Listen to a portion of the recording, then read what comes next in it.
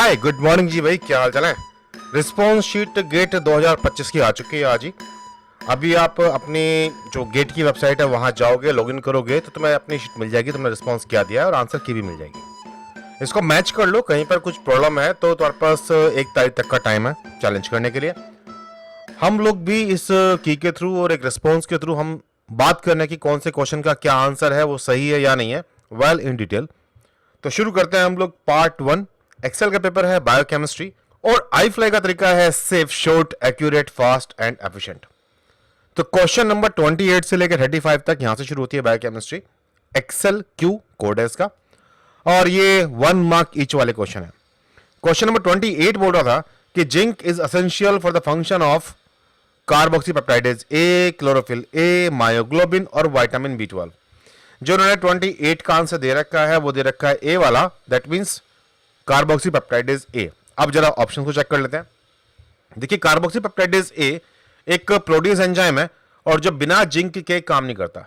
इसके active site में zinc मौजूद है और ये इंपॉर्टेंट अमीनो एसिड्स हैं जिनके आर ग्रुप्स यहाँ इन्वॉल्व हैं, हिस्टिडीन और ग्लूटामिक एसिड। यही है जो पेप्टाइड बॉन्ड को तोड़ने में रोल निभाएंगे। जिंक के बिना ये काम नहीं कर पाएगा। तो ऑप्शन नंबर 1 ट्रू है। क्लोरोफिल ए जो है वहां पर अगर हम बात करें तो मैग्नीशियम अवेलेबल है, जिंक कोफैक्टर के रूप में अवेलेबल नहीं है। हालांकि क्लोरोफिल ए की सिंथेसिस में जिंक का रोल होता है। मायोग्लोबिन इज प्रेजेंट, ये हमारे मसल्स टिश्यू के अंदर होता है, ऑक्सीजन को ट्रांसपोर्ट करने का काम करेगा और ये आयरन को पकड़ता है, आयरन का इस्तेमाल करता है, जिंक का नहीं। और विटामिन B12 के अंदर कोबाल्ट अवेलेबल है, जिंक नहीं है। तो अब तुम्हें यह भी मालूम है कि किस ऑप्शन में जो नाम रखे गए थे उनमें कौन कौन सी चीज अवेलेबल है। तो मतलब 28 क्वेश्चन जो दे रखा है आंसर की में वो ठीक ही है। 29 की बात करते हैं। विच one of the following molecule require CO2 in the C4 cycle. और इन्होंने दे रखा है 1,3 बिस फॉस्फोग्लिसरेट है, ऑक्सिलोएसिटेट है, फॉस्फोपाइरुवेट है और राइबोलोज 1,5 फॉस्फेट, मतलब बिसफॉस्फेट। क्वेश्चन नंबर 29 के लिए जो इन्होंने दिया हुआ है वो है option number C, that means phosphoenol pyruvate. चलिए बैकग्राउंड चेक कर लेते हैं। हम जानते हैं कि C3 पाथवे में एक मेसोफिल सेल्स के अंदर CO2 आएगा, पैप से मिलेगा। पैप क्या है? Phosphoenol pyruvate. और ये जुड़कर के पैप कार्बोक्सिलेज की हेल्प से ऑक्सिलोएस्टेट बनेगा। फिर ऑक्सिलोएस्टेट मैलेट बनेगा और बाद में ये मैलेट दूसरी सेल में जाएगा, बंडल शीट सेल, जहां पर वापस मैलेट से पाइरुवेट एंड CO2 निकल आएगा। तो CO2 यहां पहुंच गया और फिर केल्विन साइकिल में इंक्लूड होकर के शुगर बन गया अल्टीमेटली। लेकिन सबसे पहला मॉलिक्यूल जिसने CO2 लिया था वो था आपका पैप, मतलब फॉस्फोइनोल पाइरुवेट। अब अकॉर्डिंगली ये बात भी ठीक है ना, तो क्वेश्चन ये भी सही कर रखा है। अब आती है बात क्वेश्चन नंबर 30 की। Which one of the following method separate biomolecules based on their hydrodynamic volumes. यहां है anion exchange chromatography, cation exchange chromatography, size exclusion chromatography और फिर thin layer chromatography. Question number 30 भी MCQ है और इसका इन्होंने आंसर दिया हुआ है सी, मतलब साइज एक्सक्लूजन क्रोमेटोग्राफी। चलिए बैकग्राउंड चेक करते हैं। सबसे पहली बात है कि हाइड्रोडायनामिक वॉल्यूम होती क्या है। Hydrodynamic volume refer to the effective volume a molecule occupies when it's moving in a solution. जब भी कभी कोई मॉलिक्यूल सॉल्यूशन मूव कर रहा है तो उसने कितना वॉल्यूम ऑक्यूपाई किया हुआ है। तो ऑफ कोर्स ये प्रॉपर्टी उसके साइज, शेप और हाइड्रेशन पर डिपेंड करेगी।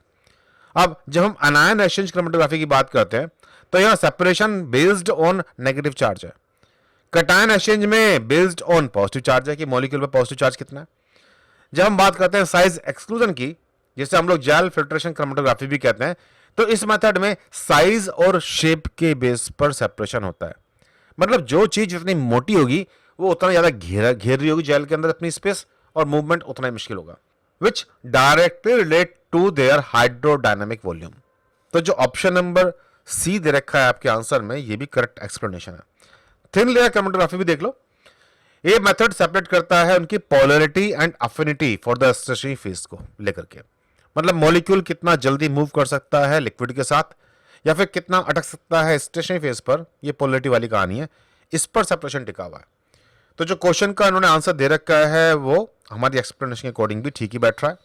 अब आती है बात क्वेश्चन नंबर 31 की। Which one of the following restriction endonuclease is a blunt cutter. Bam H1 है, इको R1 है, हिंद 3 है और इको R5 है। क्वेश्चन नंबर 31 MCQ है और डी आंसर दे रखा है। तो तो मैं याद होगा कि इनके रेस्ट्रिक्शन साइट्स क्या है। बाम H1 भाई ये स्टिकी एंड क्रिएट करता है, इको R1 भी स्टिकी एंड करता है, हिंद थर्ड भी यही काम करता है, और बची बात आपके इको R5 की, तो ये ब्लंट एंड क्रिएट करता है। तो यहां भी जो आंसर दिया हुआ है हमारे लिए वो करेक्ट है। क्वेश्चन नंबर 32 है, which one of the following DNA repair system require DNA ग्लाइकोसाइलेज।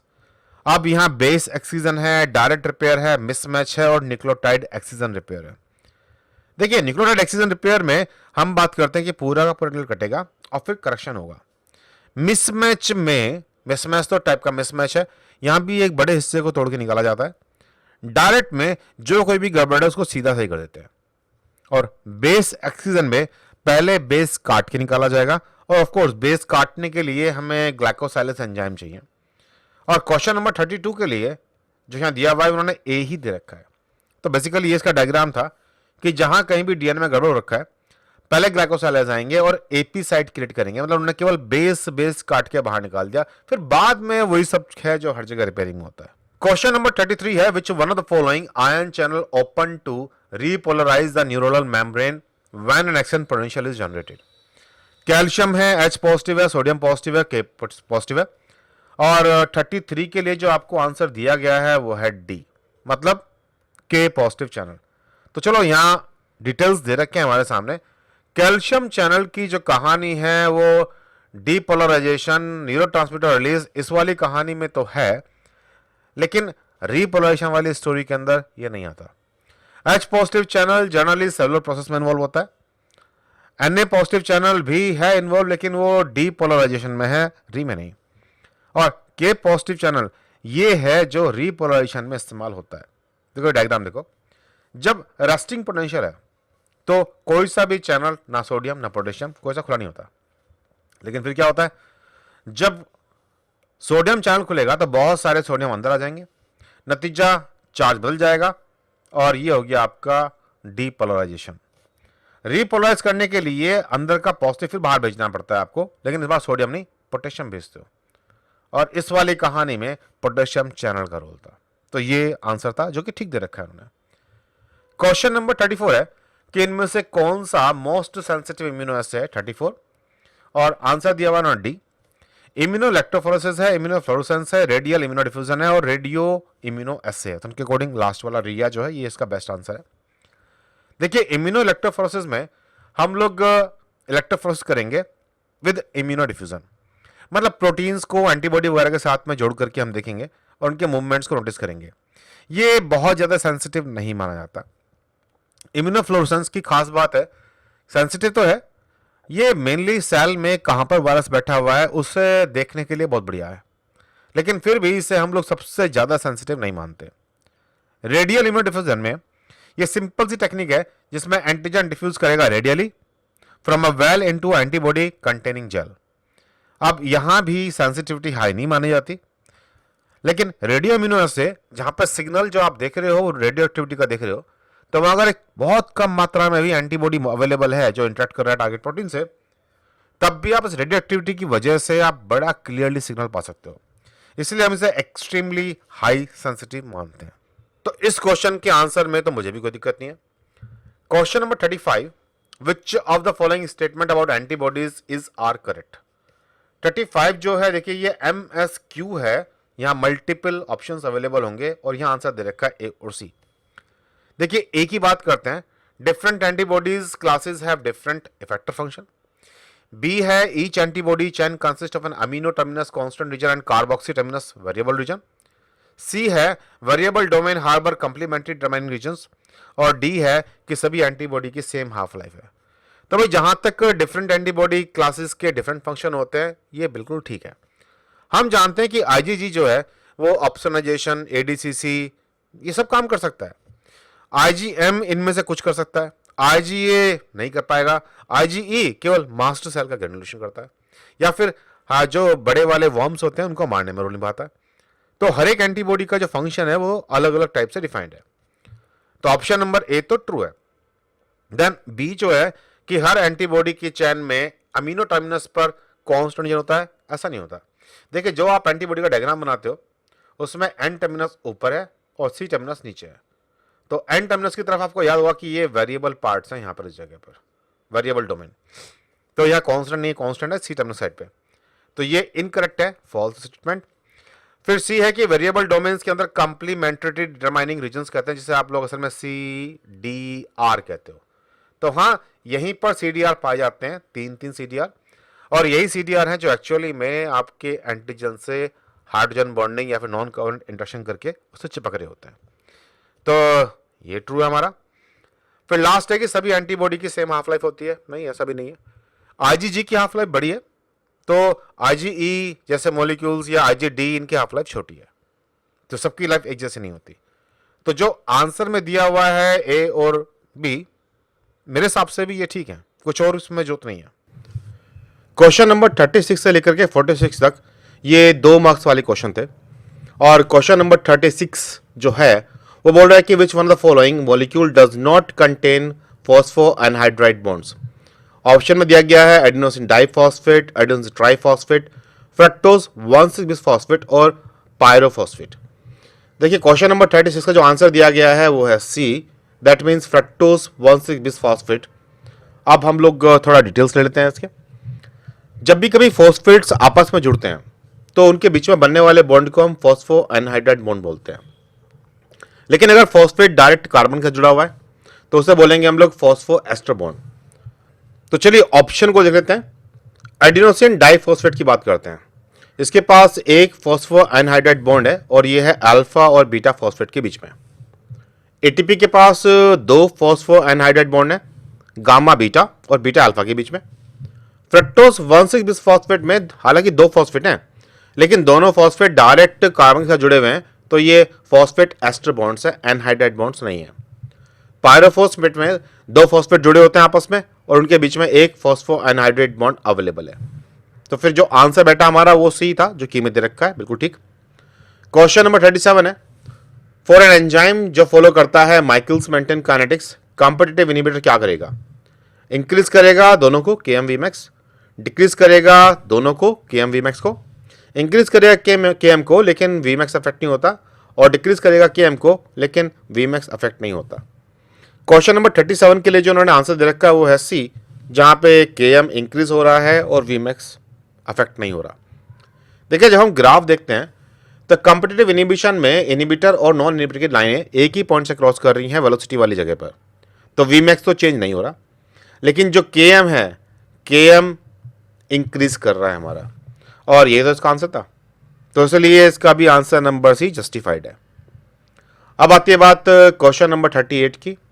Poster resonance energy transfer does not depend on, जिसे हम लोग फ्रेड भी कहते हैं, relative orientation of donor and acceptor, fluorescence quantum yield of acceptor, distance between donor and acceptor, and overlap between donor emission and acceptor absorption spectra.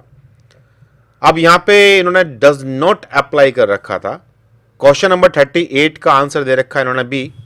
तो देखिए जब भी हम फ्रेड की बात कर रहे होते हैं तो एक मॉलिक्यूल कहलाएगा जो डोनेट करेगा अपनी एनर्जी को, उस एनर्जी को एक्सेप्टर लेगा और एक अलग वेवलेंथ इमिट करेगा।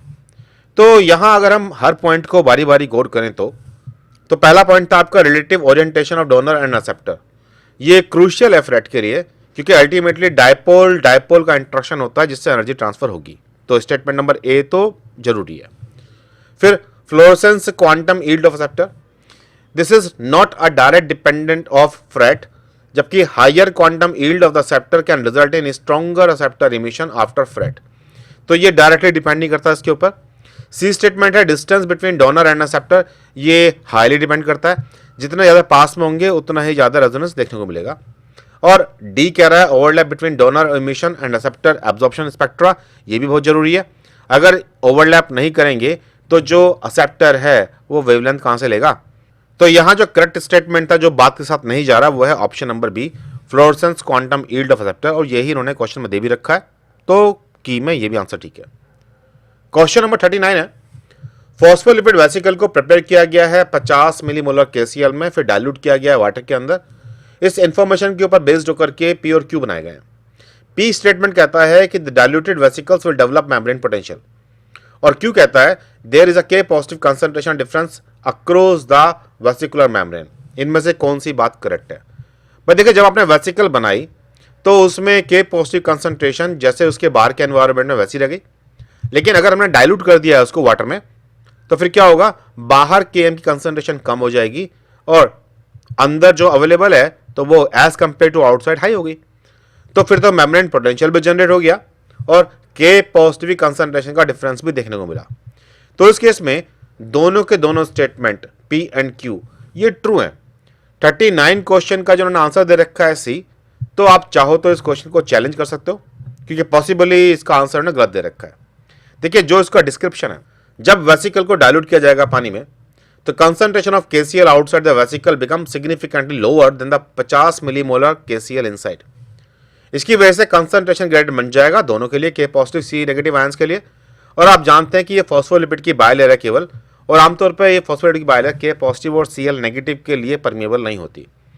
तो अगर थोड़ा बहुत परमिएबल हो भी जाएगी तब भी मेम्ब्रेन पोटेंशियल तो मुझे दिखाई देगा और साथ में मुझे के पॉजिटिव कंसंट्रेशन का भी वेरिएशन देखने को मिलेगा।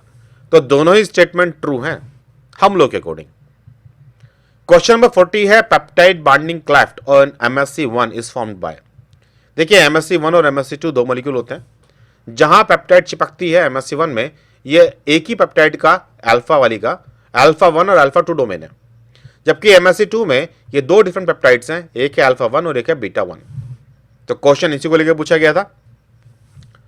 ऑप्शन में है अल्फा 1 अल्फा 2 डोमेन, फिर अल्फा 1 अल्फा 3, अल्फा 1 बीटा 2 माइक्रोग्लोबिन और अल्फा 2 डोमेन और बीटा 2 माइक्रोग्लोबिन। तो माइक्रोग्लोबिन तो वैसे भी इस्तेमाल नहीं आने वाला क्योंकि वो सिर्फ स्ट्रक्चरल सपोर्ट करने के लिए। और क्वेश्चन नंबर 40 का जो आंसर दे रखा है वो ए दे रखा है, जो अभी हमने डायग्राम में देखा अभी, जो ठीक भी है। अब आती है बात क्वेश्चन नंबर 41 की, which of the following peptide do या does not absorb ultraviolet light above 250 nanometer. देखिए, 41 क्वेश्चन जो है ये MSQ है, मतलब मल्टीपल ऑप्शन मिलेंगे। इन्होंने सी और डी दे रखा है इसके आंसर, चेक कर लेते हैं ये क्या कह रहे हैं। देखिए, जब भी कभी हम अमीनो एसिड को अल्ट्रा वायलेट लाइट एब्जॉर्ब करने वाली बात करते हैं तो उसमें 3 अमीनो एसिड, फेनाइल अलेनिन, टायरोसिन और ट्रिप्टोफैन, ये हैं जो 250 से ज़्यादा की वेवलेंथ पर एब्जॉर्प्शन स्पेक्ट्रा दिखाते हैं। तीनों एरोमेटिक अमीनो एसिड हैं। तो करना यह है कि पेप्टाइड में आपको देखना है कि ये अवेलेबल हैं या नहीं। भाई, ट्रिप्टोफैन को आप W कहते हो, टायरोसिन को Y कहते हो और फिनाइल अलेनिन को F कहते हो, जो कि तीनों के तीनों जो हैं 250 नैनोमीटर से ऊपर की वेवलेंथ पर ऑब्जर्व करते हैं। अब यहाँ जो पहली पेप्टाइड है वो है MQRTVWG, तो मुझे यहाँ W दिखाई दे रहा है, तो ये तो ऑब्जर्व करेगा ही। फिर दूसरा है YDEIGVL, तो मुझे यहाँ Y दिखाई दे रहा है, ये भी ऑब्जर्व करेगा। C वाले के अंदर मुझे इन एरोमेटिक में से कोई नहीं दिख रहा, तो ये ऑब्जर्व नहीं करने वाले। और GSQTKRL में भी मुझे कुछ एरोमेटिक अमीनो नहीं दिखाई दे रहे हैं, तो ये भी ऑब्जर्व नहीं करने वाले। तो इसलिए इसका करेक्ट आंसर है C और D, और यही तो की में दे रखा था, तो इसलिए ये ठीक क्वेश्चन है एज पर द की। अब आती है बात क्वेश्चन नंबर 42 की, इनमें से कौन सा या कौन से पेप्टाइड हार्मोन्स हैं? कैल्सिटोनिन है, ग्लूकागन है, सीरोटोनिन है और थायरोक्सिन है। 42 भी आपका MSQ है और आंसर दे रखे हैं इसके A एंड B। अब देखिए, जो हम बात करते हैं कैल्सिटोनिन की, तो अल्टरनेट स्प्लाइसिंग में हमने इसका एग्जाम्पल पढ़ रखा है, प्रोटीन ही है। और सेम ऐसे ही ग्लूकागन भी एक पेप्टाइड हार्मोन है। तो कैल्सिटोनिन पेप्टाइड हार्मोन है, थायराइड ग्लैंड बनाती है। ग्लूकागन ये भी पेप्टाइड हार्मोन है, पैंक्रियास बनाती है ग्लूकोज के लेवल को हाई करने के लिए। सीरोटोनिन जो है ये मोनो अमीन न्यूरोट्रांसमीटर है, ये पेप्टाइड हार्मोन नहीं है, ये अमीनो एसिड ट्रिप्टोफैन का डेरिवेटिव है। थायरोक्सिन जिसे आप T4 भी कहते हो, ये भी टायरोसिन से बना हुआ एक न्यूरोट्रांसमीटर या हार्मोन बोल दीजिए, और ये भी आपका अमीनो एसिड डेरिवेटिव है, प्रोटीन तो नहीं है। तो यहाँ पे करेक्ट आंसर है A और B, जो कि आपकी की में भी दिए हुए थे। क्वेश्चन नंबर 43 है, विच ऑफ द फॉलोइंग इज या आर हेट्रोपोलीसैकेराइड्स। और 43 भी आपका MSQ है, मल्टीपल आंसर है A एंड D। यहाँ पे नाम दे रखे हैं कॉन्ड्रोटिन फोल सल्फेट और काइटिन है, सेलुलोज और हेपरिन है। भाई, ये दोनों तो आपने एनिमल्स में देख ही रखे हैं, गैग्स के नाम से जाने जाते हैं। काइटिन इंसेक्ट के एक्सोस्केलेटन और साथ में जो फंजाई होते हैं उसकी सेल वॉल में, और सेलुलोज प्लांट की सेल वॉल में। तो काइटिन और सेलुलोज तो होमोपॉलीमर है, जबकि हेपरिन या फिर कॉन्ड्रोटिन सल्फेट्स, ये आप देखोगे कि ये इलेक्ट्रोडाइमर के मल्टीपल रिपीट्स हैं। तो इस क्वेश्चन के लिए भी जो आंसर दिया गया है की में, वो ठीक ही है। अब बात करते हैं हम लोग नेक्स्ट क्वेश्चन की, 44। The equilibrium dissociation constant of acetic acid is 1.74 into 10⁻⁵ molar और हमें इसका पीके निकालना है। 44 के लिए जो दे रखा है इन्होंने, ये कैलकुलेशन वाला है, 4.7 से 4.8 के बीच में। अब ये सॉल्व कैसे होता है? The pK is the negative base logarithm of the acidic concentration dissociation constant K, और इसको हम लोग सॉल्यूशन की एसिडिटी से मेजर करते हैं। तो पीके का जो फॉर्मूला है वो है -log10 के। कैलकुलेशन में दे रखा है हमें के की वैल्यू 1.74, वो हमने यहाँ रखी, और हम लोग अब log10 के लिए सॉल्व कर रहे हैं। इसको सॉल्व करने पर जो मेरे सामने आंसर निकल के आ रहा है वो है 4.75, जिसे राउंड ऑफ करने पर मुझे 4.8 मिल जाएगा, जो कि इसका आंसर भी था। तो अगेन ये भी सही डिस्क्रिप्शन के साथ है। क्वेश्चन नंबर 45 है, the DNA double helix measure 0.34 nanometer पर बेस पेयर।